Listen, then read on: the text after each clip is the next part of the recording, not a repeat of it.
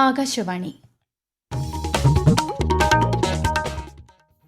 നമസ്കാരം. പ്രാദേശിക വാർത്തകൾ വായിക്കുന്നത് കൃഷ്ണ.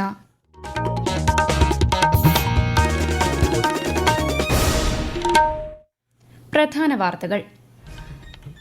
രാമക്ഷേത്ര നിർമ്മാണത്തിന് ശേഷം ആദ്യ സന്ദർശനത്തിനെത്തുന്ന രാഷ്ട്രപതി ദ്രൌപദി മുർമുവിനെ സ്വീകരിക്കാനൊരുങ്ങി അയോധ്യ. ലോക്സഭാ തിരഞ്ഞെടുപ്പിന്റെ മൂന്നാം ഘട്ടം അടുത്തിരിക്കെ താരപ്രചാരകരുടെ റാലികളുമായി രാഷ്ട്രീയ കക്ഷികൾ. പ്രധാനമന്ത്രി നരേന്ദ്രമോദി ഗുജറാത്തിലും കോൺഗ്രസ് നേതാവ് പ്രിയങ്ക ഗാന്ധി അസമിലും റാലികളെ അഭിസംബോധന ചെയ്യും. സംസ്ഥാനത്ത് ഉഷ്ണതരംഗ മുന്നറിയിപ്പ് തുടരുന്നു. പാലക്കാട് ജില്ലയിൽ ഓറഞ്ച് ജാഗ്രത. വിവിധ ജില്ലകളിൽ താപനില 3 മുതൽ 5 ഡിഗ്രി സെൽഷ്യസ് വരെ ഉയരും. ഇന്ന് തൊഴിലാളി ദിനം. തുല്യതയിൽ പടുത്തുയർത്തിയ ഒരു പുത്തൻ സാമൂഹിക ക്രമം സാധ്യമാണെന്ന ഓർമ്മപ്പെടുത്തലാണ് മെയ് ദിനമെന്ന് മുഖ്യമന്ത്രി പിണറായി വിജയൻ.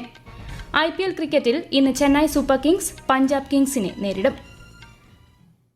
വാർത്തകൾ വിശദമായി. രാഷ്ട്രപതി ദ്രൌപദി മുർമു ഇന്ന് അയോധ്യ സന്ദർശിക്കും.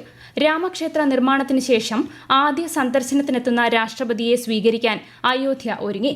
വൈകുന്നേരത്തോടെ അയോധ്യയിലെത്തുന്ന രാഷ്ട്രപതി ശ്രീരാമക്ഷേത്രത്തിലെ പ്രത്യേക പൂജകളിൽ പങ്കെടുക്കും.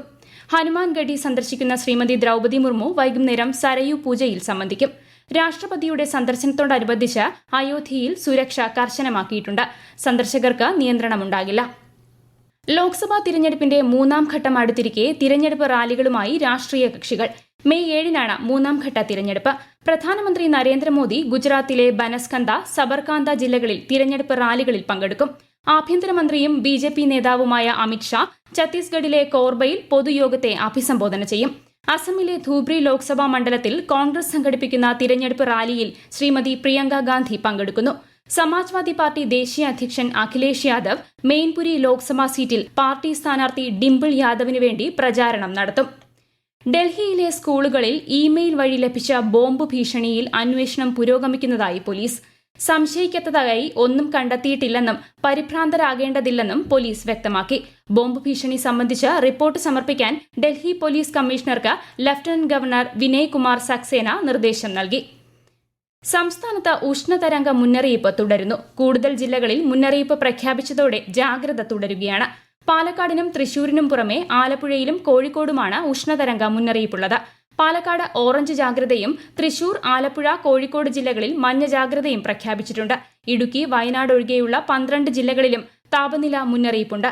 സാധാരണയേക്കാൾ 3 മുതൽ 5 ഡിഗ്രി സെൽഷ്യസ് വരെ താപനില ഉയരുമെന്നാണ് മുന്നറിയിപ്പ്. ഓറഞ്ച് ജാഗ്രത പ്രഖ്യാപിച്ച പാലക്കാട് നിന്നും ആകാശവാണി ജില്ലാ പ്രതിനിധി ഫൈസൽ അലിമുത്ത്. പാലക്കാട് ജില്ലയിൽ ചൂട് ശമനമില്ലാതെ തുടരുകയാണ്. പകലും രാത്രിയും ഒരുപോലെ വെന്തുരുകയാണ് ജില്ല. നാളെ വരെ ഓറഞ്ച് അലർട്ട് പ്രഖ്യാപിച്ച സാഹചര്യത്തിൽ ജാഗ്രത പാലിക്കാൻ ജില്ലാ ഭരണകൂടവും ആരോഗ്യവകുപ്പും നിർദ്ദേശം നൽകിയിട്ടുണ്ട്.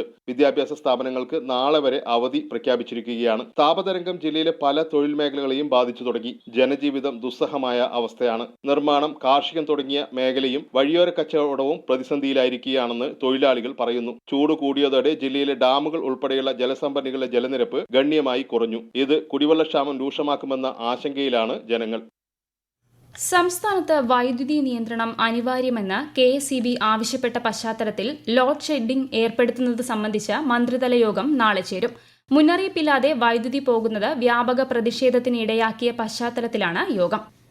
ചട്ടമ്പിസ്വാമി സമാധി ശതാബ്ദി ആചരണ സമാരംഭ സഭയ്ക്കും പന്മന ആശ്രമ തീർത്ഥാടനത്തിനും തുടക്കമായി. മഹാസമാധി ശതാബ്ദി ആചരണ സമാരംഭ സഭ സ്വാമി അദൃശ്യ കാട സിദ്ധേശ്വര ഉദ്ഘാടനം ചെയ്തു. ആചരണത്തിന്റെ ഭാഗമായ മഹാഗുരു ജ്യോതി പ്രയാണം ഇന്നലെ പന്മന ആശ്രമത്തിലെത്തി. സ്വാമി നിത്യസ്വരൂപാനന്ദ ജ്യോതി ഏറ്റുവാങ്ങി ആശ്രമത്തിലെ കെടാവിളക്കിൽ പകർന്നു.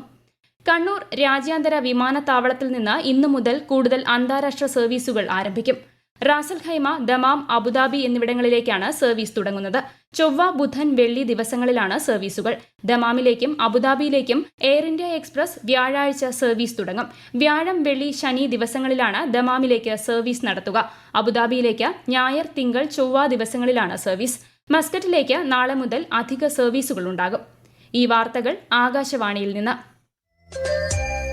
ആകാശവാണി വാർത്തകളും വാർത്താധിഷ്ഠിത പരിപാടികളും all India radio news Thiruvananthapuram എന്ന യൂട്യൂബ് ചാനലിൽ ലഭ്യമാണ്. കൂടുതൽ വാർത്തകൾക്കായി @AllIndia Radio News തിരുവനന്തപുരം എന്ന ഫേസ്ബുക്ക് പേജും @AER_News_TVM എന്ന എക്സ് ഹാൻഡിലും സന്ദർശിക്കാം. SNC ലാവ്ലിൻ കേസിൽ സുപ്രീം കോടതിയിൽ ഇന്ന് അന്തിമവാദം.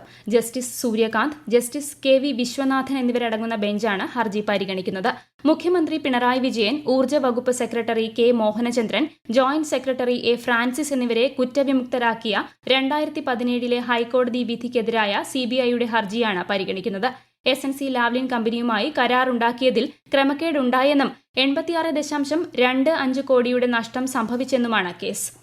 തൃശൂരിൽ ബാങ്കിലടയ്ക്കാൻ കൊണ്ടുവന്ന CPMന്റെ 1 കോടി രൂപ ആദായ നികുതി വകുപ്പ് പിടിച്ചെടുത്ത സംഭവത്തിൽ പരിശോധന തുടരുന്നു. പണത്തിന്റെ സ്രോതസ് വെളിപ്പെടുത്താൻ ആദായ നികുതി വകുപ്പ് CPMനോട് ആവശ്യപ്പെട്ടു. തൃശൂരിലെ ബാങ്ക് ഓഫ് ഇന്ത്യ ശാഖയിൽ നിക്ഷേപിക്കാൻ കൊണ്ടുവന്ന തുകയാണ് ഇന്നലെ ആദായ നികുതി വകുപ്പ് പിടിച്ചെടുത്തത്. ഇതുമായി ബന്ധപ്പെട്ട് CPM ജില്ലാ സെക്രട്ടറി MM വർഗീസിന്റെ മൊഴിയെടുത്തു. അതിനിടെ കരുവന്നൂർ ബാങ്ക് കള്ളപ്പണക്കേസിൽ CPM തൃശൂർ ജില്ലാ സെക്രട്ടറി MM വർഗീസ് ചോദ്യം ചെയ്യലിനായി ഇന്നും ഇഡിക്ക് മുന്നിൽ ഹാജരായില്ല. തന്നെയെയും പാർട്ടിയെയും അധിക്ഷേപിക്കുന്നതിനും മോശമാക്കി ചിത്രീകരിക്കുന്നതിനും വേണ്ടി അപവാദ പ്രചരണം നടത്തിയെന്നാരോപിച്ച BJP നേതാവ് ശോഭാ സുരേന്ദ്രൻ, KPCC അധ്യക്ഷൻ K സുധാകരൻ, ദല്ലാൾ നന്ദകുമാർ എന്നിവർക്കെതിരെ LDF കൺവീനറും CPIM കേന്ദ്ര കമ്മിറ്റി അംഗവുമായ EP ജയരാജൻ വക്കീൽ നോട്ടീസ് അയച്ചു. ആരോപണങ്ങൾ പിൻവലിച്ച് ഉടൻ മാധ്യമങ്ങളിലൂടെ മാപ്പ് അപേക്ഷിക്കാത്ത പക്ഷം സിവിൽ ക്രിമിനൽ നിയമ നടപടികൾക്ക് വിധേയരാകണമെന്നും 2 കോടി രൂപ നഷ്ടപരിഹാരം നൽകണമെന്നും ആവശ്യപ്പെട്ടാണ് നോട്ടീസ്. ഇന്ന് അന്താരാഷ്ട്ര തൊഴിലാളി ദിനം. തൊഴിലാളികളെ അവരുടെ അവകാശങ്ങളെക്കുറിച്ച് ഓർമ്മിപ്പിക്കാനും സമൂഹത്തിന് അവർ നൽകിയ സംഭാവനകൾക്ക് അർഹമായ അംഗീകാരം നൽകാനുമാണ് എല്ലാ വർഷവും മെയ് 1 അന്താരാഷ്ട്ര തൊഴിലാളി ദിനം ആചരിക്കുന്നത്. തൊഴിൽ നൈപുണ്യം മെച്ചപ്പെടുത്താനും ഒരുമയിലൂടെ അവകാശങ്ങളും അന്തസ്സും സംരക്ഷിക്കാനും എല്ലാവർക്കും സാധിക്കട്ടെയെന്ന് ഗവർണർ ആരിഫ് മുഹമ്മദ് ഖാൻ മെയ് ദിന സന്ദേശത്തിൽ പറഞ്ഞു. മുതലാളിത്ത വ്യവസ്ഥയിൽ അന്തർലീനമായ ചൂഷണവും അധ്വാനിക്കുന്ന ജനവിഭാഗങ്ങൾ നേരിടുന്ന അടിച്ചമർത്തലുകളും ഇല്ലാതാക്കി തുല്യതയിൽ പടുത്തുയർത്തിയ ഒരു പുത്തൻ സാമൂഹിക ക്രമം സാധ്യമാണെന്ന ഓർമ്മപ്പെടുത്തലാണ് മെയ് ദിനമെന്ന് മുഖ്യമന്ത്രി പിണറായി വിജയൻ ഫേസ്ബുക്ക് കുറിപ്പിൽ പറഞ്ഞു. മാന്നാറിലെ 15 തൊഴിലാളികൾ കൂറ്റൻ ഉരുളി നിർമ്മിച്ചതിന്റെ സന്തോഷം തൊഴിലാളി ദിനത്തിൽ ആകാശവാണി ആലപ്പുഴ ജില്ലാ പ്രതിനിധി R രവികുമാറുമായി പങ്കുവച്ചു. 1800 കിലോഗ്രാം ഭാരമുള്ള വെള്ളോട്ടുരുളി തയ്യാറാക്കിയതിന്റെ ലഹരിയിലാണ് ആലപ്പുഴ മാന്നാറിലെ 15 തൊഴിലാളികൾ. മെയ് ദിനത്തിൽ ഈ ഭീമൻ ഉരുളി ഉപഭോക്താവിന് കൈമാറി. കൊച്ചിയിലെ പഞ്ചനക്ഷത്ര ഹോട്ടലിലേക്കുള്ള ഈ ഭീമൻ ഉരുളി 6 മാസത്തെ അധ്വാനം കൊണ്ടാണ് നിർമ്മിച്ചത്. മാന്നാർ കുരട്ടിക്കാട് രാജന്റെ നേതൃത്വത്തിലായിരുന്നു നിർമ്മാണം. കരു നിർമ്മിച്ചത് മുതൽ വെള്ളോട്ട് ഉരുക്കി ഒഴിക്കുന്നതുവരെയുള്ള ജോലികളെല്ലാം ഈ തൊഴിലാളികൾ തന്നെയാണ് ചെയ്തത്. മാന്നാറിലെ ഓട്ടുരുളി വ്യവസായത്തിന്റെ പുനർജീവനത്തിന്റെ അടയാളമാണ് ഈ കൂറ്റൻ ഉരുളി. സംസ്ഥാനത്ത് ഡ്രൈവിംഗ് ലൈസൻസ് പരീക്ഷാ പരിഷ്കരണം നാളെ മുതൽ നടപ്പാക്കും. ഡ്രൈവിംഗ് സ്കൂൾ ഉടമകളുടെ പ്രതിഷേധത്തിനിടെയാണ് പരിഷ്കരണം നടപ്പാക്കുന്നത്. പുതിയ ട്രാക്കുകൾ ഒരുക്കിയിട്ടില്ലെങ്കിലും ചില മാറ്റങ്ങളോടെയാകും പരീക്ഷ. റോഡ് ടെസ്റ്റിന് ശേഷമാകും ടെസ്റ്റ്. റോഡ് ടെസ്റ്റിലും മാറ്റമുണ്ടാകും. കോഴിക്കോട് വടകരയിൽ ഓട്ടോയിൽ യുവാവിനെ മരിച്ച നിലയിൽ കണ്ടെത്തി. വടകരയിൽ താമസിക്കുന്ന കണ്ണൂർ സ്വദേശി ഷാനിഫിനെയാണ് മരിച്ച നിലയിൽ കണ്ടെത്തിയത്. പോലീസ് അന്വേഷണം ആരംഭിച്ചു. ആലുവയ്ക്കടുത്ത് ചൊവ്വര കൊണ്ടോട്ടിയിൽ ഗുണ്ട ആക്രമണത്തിൽ 4 പേർക്ക് പരിക്ക്. ഇന്നലെ രാത്രി 10 മണിയോടെയാണ് കാറിലെത്തിയ സംഘം ശ്രീമൂലനഗരം പഞ്ചായത്ത് മുൻ അംഗം ഉൾപ്പെടെയുള്ളവരെ ആക്രമിച്ചത്. മുഖ്യപ്രതി ഫൈസൽ ബാബു, സിറാജ്, സനീർ, കബീർ എന്നിവർ പോലീസ് പിടിയിലായി. അന്വേഷണം മറ്റു ജില്ലകളിലേക്ക് കൂടി വ്യാപിപ്പിച്ചു. IPL ക്രിക്കറ്റിൽ ഇന്ന് ചെന്നൈയിലെ MA ചിദംബരം സ്റ്റേഡിയത്തിൽ നടക്കുന്ന മത്സരത്തിൽ ചെന്നൈ സൂപ്പർ കിങ്സ് പഞ്ചാബ് കിങ്സിനെ നേരിടും. ഇന്നലെ ലക്നൌ സൂപ്പർ ജയന്റ്സ് മുംബൈ ഇന്ത്യൻസിനെ 4 വിക്കറ്റിന് പരാജയപ്പെടുത്തി. കണ്ണൂർ ജില്ലാ ഫുട്ബോൾ അസോസിയേഷന്റെ സീനിയർ സൂപ്പർ ലീഗ് ഫുട്ബോളിൽ ഇന്ന് 3 മണിക്ക് lucky boys Kannur lucky star club കണ്ണൂരുമായും കൂത്തുപറമ്പ് ബ്രദേഴ്സ് കണ്ണൂർ ജിംഖാന ഫുട്ബോൾ ക്ലബ്ബുമായും ഏറ്റുമുട്ടും.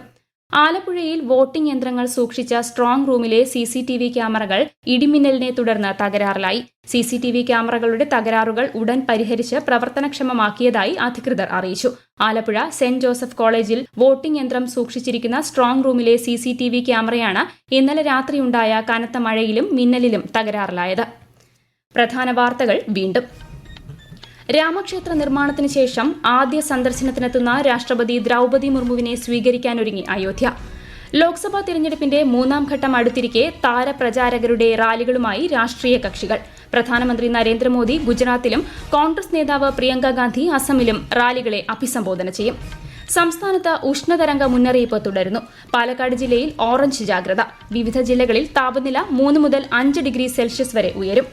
ഇന്ന് തൊഴിലാളി ദിനം. തുല്യതയിൽ പടുത്തുയർത്തിയ ഒരു പുത്തൻ സാമൂഹിക ക്രമം സാധ്യമാണെന്ന ഓർമ്മപ്പെടുത്തലാണ് മെയ് ദിനമെന്ന് മുഖ്യമന്ത്രി പിണറായി വിജയൻ. IPL ക്രിക്കറ്റിൽ ഇന്ന് ചെന്നൈ സൂപ്പർ കിങ്സ് പഞ്ചാബ് കിങ്സിനെ നേരിടും. പ്രാദേശിക വാർത്തകൾ കഴിഞ്ഞു. അടുത്ത വാർത്താ പ്രക്ഷേപണം 12:50.